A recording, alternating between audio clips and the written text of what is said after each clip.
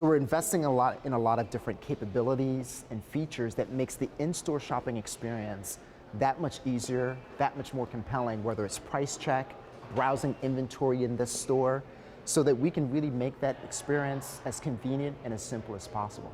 Convenient, simple, that's sort of what people have needed in the age of COVID. Yeah. Is that here to stay, or do we go back when finally we all hope that the pandemic will be behind us in some way? Do our changing shopping habits go back again? What's really interesting about retail in my 20+ experience is that convenience never reverts itself. Now, the form of convenience has shifted, whereas, say, in 2000 to 2010, a lot of convenience was driven by more stores nearby. Now it's stores in addition to digital. There's nothing closer than the phone in your hand.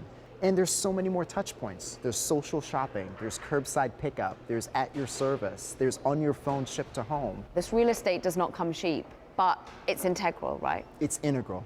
You know, the physical footprint is integral to Macy's success as an omnichannel retailer. For all of Macy's focus on convenience and simplicity, there's no decline in variety. While women's shoes, accessories, cosmetics, and apparel have traditionally led the company's revenue mix, there's a commitment to expand into new categories. Case in point, the pet department, where Chief Merchandising Officer Nat Advir joined us. One of the things that we observed in the pandemic is that customers were giving us permission to sell a lot more than what we traditionally have as a Macy's department store. And so as we think about the opportunity for us to extend into toys and extensions and hair care and other parts, pets was clearly a category that's large and growing. We're really focused on bringing in the millennial mom and all the things that they're shopping for, and many times those families also have pets.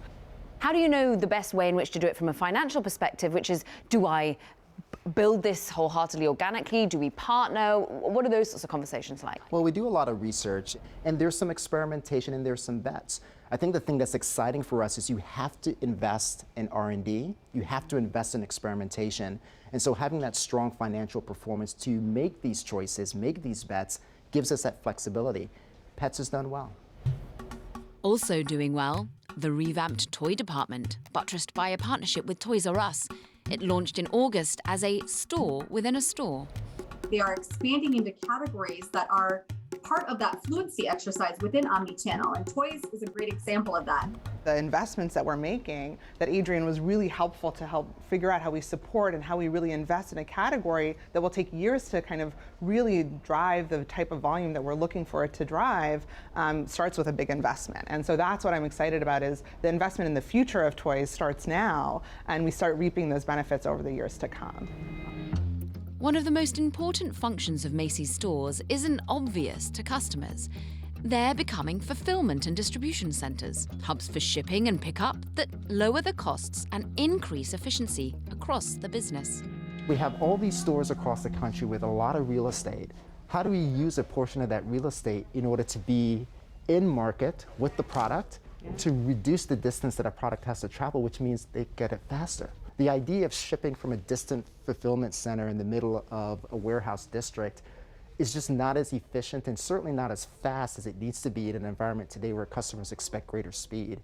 And we have to do it economically because so many customers want low or free shipping. So we really did it through brute force prior, but now we're being much more deliberate in using lean processes and Six Sigma and technology tools and better information to make this process rival the efficiency of what you would see in an upstream fulfillment center. Some of the merchandise here is marked for in-store and curbside pickup, and that touch point, so critical in an omni-channel world, is getting a makeover.